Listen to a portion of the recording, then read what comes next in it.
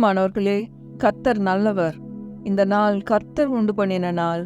இதுல நாம் மகிழ்ந்து களி கூறுவோம். கர்த்தருக்குள் மகிழ்ச்சியா இருப்பது தான் ஒவ்வொரு நாளும் நம்மளுடைய பலனா இருக்குது பாருங்க. நம்மளுடைய சூழ்நிலைகள் எல்லாம் உதறி தள்ளிவிட்டு பாரமான யாவற்றையும் நம்மை சுற்றி நெருங்கி நிற்கிற எல்லா பாவ வாழ்க்கையும் எல்லாத்தையும் உதறி தள்ளிட்டு விசுவாசத்தை துவக்குகிறவரும் முடிக்கிறவரும் ஆகிய ஆண்டவராகிய இயேசு கிறிஸ்துவை நோக்கி அவர் நமக்கு நியமித்திருக்கிற ஓட்டத்தில் நாம் பொறுமையோடு ஓட வேண்டும் என்று கர்த்தருடைய வார்த்தை நமக்கு போதிக்கிறது. அப்படிப்பட்ட பொறுமை நம்ம ஒவ்வொருத்தருக்கும் உண்டாயிருக்கும்படியாக இயேசுவின் நாமத்தினால நான் இந்த நாளில் வாழ்த்துகிறேன். இன்றைக்கும் கூட ஒரு அருமையான சத்தியத்தை நாம் படிக்க போகிறோம். ஒவ்வொரு நாளும் அவர் தம்முடைய வசனத்தை நம்மளுக்கு அனுப்பிட்டு இருக்கிறாரு. இன்றைக்கும் ஒரு பவர்ஃபுல் வேர்டு, ஒவ்வொரு நாளும் பவர்ஃபுல் வேர்டு தான். இன்றைக்கும் ஒரு வல்லமையான வார்த்தையை அவர் நமக்கு அனுப்பி இருக்கிறார். அதை தான் நாம் இன்னைக்கு கற்றுக்கொள்ள போகிறோம். எல்லாமே ஆண்டவர் எப்படி ஒரு பிரமாணத்துக்குள்ளே கொண்டு வந்துட்டாரு அப்படின்னா, எந்த ஆசீர்வாதத்தையும் நாம் பெற்றுக்கொள்வதற்கு நாம் வாயை திறந்து பேசணும், வாயை திறந்து சொல்லி தான் நம்ம அதை பெற்றுக்கொள்ளணும் அப்படிங்கிறது தான் ஆண்டவர் விசுவாசத்தில் வைத்திருக்கிற ஒரு பிரமாணம். பாருங்க, நம்ம வாயை திறந்து பேசி தான் அந்த பிரமாணத்தை இயக்கணும். அதுதான் கர்த்தருடைய சிஸ்டமாக இருக்குது பாருங்க. இன்றைக்கும் கூட ஆதியாகமம் 1 அதிகாரம் 2, 3 வசனங்களின் மூலமாக இந்த சத்தியத்தை நாம் கற்றுக்கொள்ள போகிறோம். ஆதியாகமம் 1 அதிகாரம் 2, 3. பூமியானது ஒழுங்கின்மையும் வெறுமையுமாய் இருந்தது, ஆழத்தின் மேல் இருள் இருந்தது, தேவ ஆவியானவர் ஜலத்தின் மேல் அசைவாடி கொண்டிருந்தார். தேவன் வெளிச்சம் உண்டாக கடவுது என்றார், வெளிச்சம் உண்டாயிற்று. பாருங்க, பூமி எப்படி இருந்திருக்கு? ஒழுங்கின்மையும் வெறுமையுமாய் இருந்தது, ஆழத்தின் மேல் இருள் இருந்தது, தேவ ஆவியானவர் ஜலத்தின் மேல் அசைவாடி கொண்டிருந்தார். பூமி எப்படி இருந்துச்சா? ஒழுங்கின்மையும் வெறுமையுமாய் இருந்துச்சு, ஆழத்தின் மேல இருள் இருந்துச்சு. அப்போ இருள் இருக்குது, பூமி ஒழுங்கின்மையும் வெறுமையுமா இருக்கு. அப்போ அந்த உலகத்தை பார்த்து ஆண்டவர் என்ன பண்ணியிருக்கணும்? எந்த வார்த்தைகளை வேணா பேசியிருக்கலாம், கண்ட வார்த்தைகளை. நம்ம வீடு கசகசன்னு கடந்துச்சு அப்படின்னா எவ்வளோ கோபம் வருது, எவ்வளோ வார்த்தைகளை நம்ம பேசுகிறோம். இப்படி கிடக்குது, இந்த மாதிரி இருக்கே, என்னென்ன வார்த்தையெல்லாம் பேச முடியுமோ எல்லா வார்த்தையும் பேசிடுவோம் கோபத்தில் பாருங்க. ஆனால் ஆண்டவர் என்ன பண்ணாருன்னு பாருங்க. அதை தான் கர்த்தர் நமக்கு இந்த நாளில் கற்றுக் கொடுக்குறாரு பாருங்க.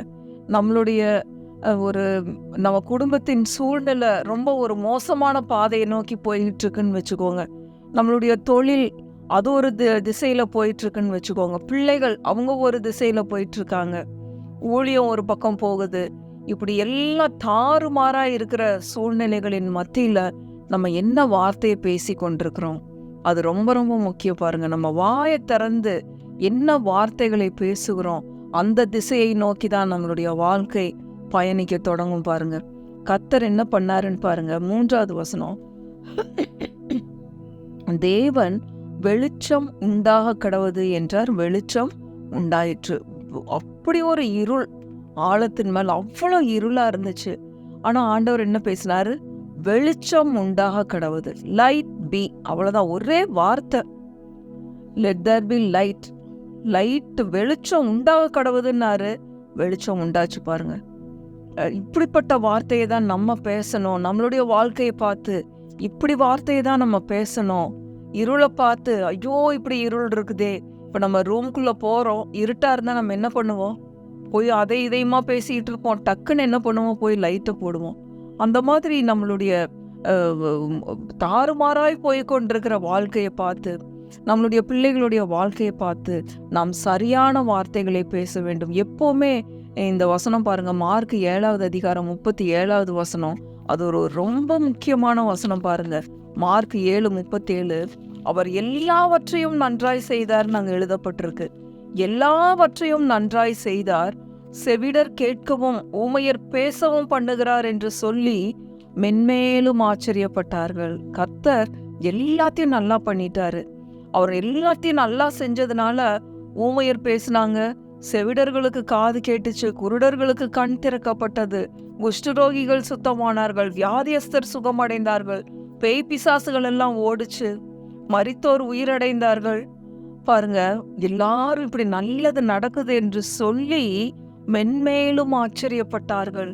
அவர் எல்லாவற்றையும் நன்றாய் செய்திருக்கிறார். இந்த காலை வேளையில பாருங்க, வேதத்துல ஒரு மனுஷன் எப்படிப்பட்ட வார்த்தைகளை பேசி சூரியனும் சந்திரனையுமே நிக்க வச்சாரு.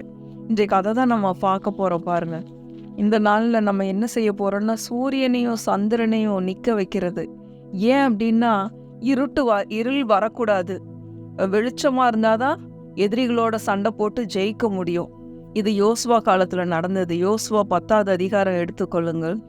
அப்போ அந்த தேசத்தை ஜெயிக்கிறதுக்கு யோசுவாக்கு வெளிச்சம் தேவைப்பட்டது. இருளாச்சுன்னா, இருட்டாயிருச்சுன்னா கண்ணு சரியா வெளிச்சம் படாம எங்க எதிரிகளை ஜெயிக்க முடியாதோன்னு சொல்லிட்டு வெளிச்சம் இருக்கணும்னு சொல்லி பாருங்க, யோசுவா கட்டளையிட்ட காரியத்தை நம்ம இன்னைக்கு படிக்க போறோம். யோசுவா 10வது அதிகாரம் 12வது வசனம் பாருங்க.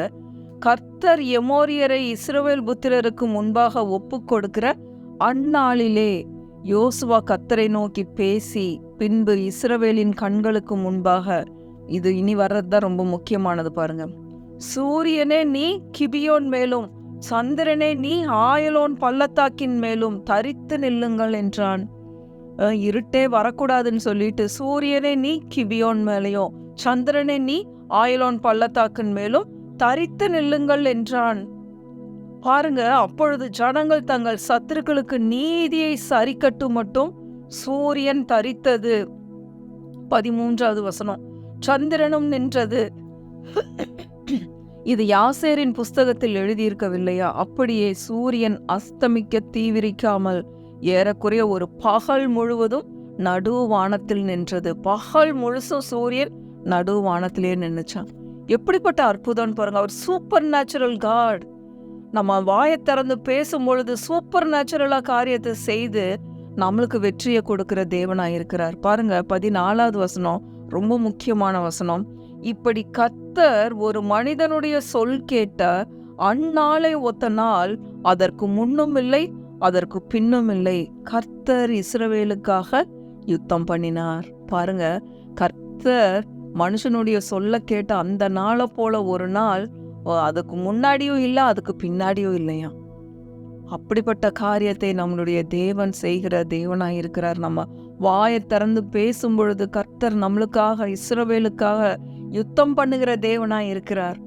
அதுதான் நம்ம விசுவாசத்தை மார்க் 11:23வது வசனத்தின் மூலம் படிக்கிறோம். பாருங்க, விசுவாசம் எப்படிப்பட்ட வார்த்தைகளை பேசுமா. மார்க் 11:23. எவனாகிலும் இந்த மலையை பார்த்து நீ பெயர்ந்து சமுத்திரத்திலே தள்ளுண்டு போ என்று சொல்லி தான் சொன்னபடியே நடக்கும் என்று தன் இருதயத்தில் சந்தேகப்படாமல் விசுவாசித்தால் அவன் சொன்னபடியே ஆகும் என்று மெய்யாகவே உங்களுக்கு சொல்லுகிறேன். இருதயத்துல சந்தேகப்படாம வாயை திறந்து பேசணும். சூரியனே நீங்க நில்லு, சந்திரனே இங்க நில்லுன்னா அப்படியே நின்னுச்சு. இருதயத்துல சந்தேகப்படவே இல்லை.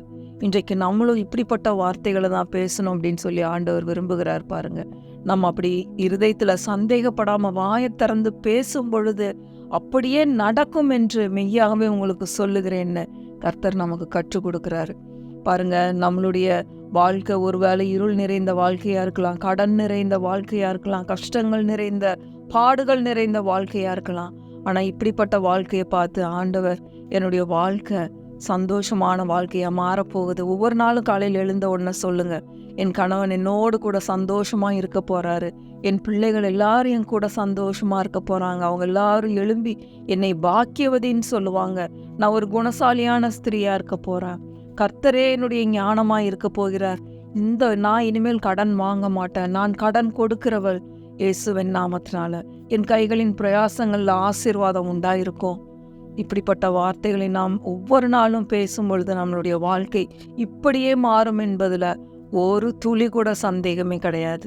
இருதயத்துல சந்தேகப்படாம வாயை திறந்து மட்டும் ஒவ்வொரு நாளும் பேசிக்கொண்டே இருங்க.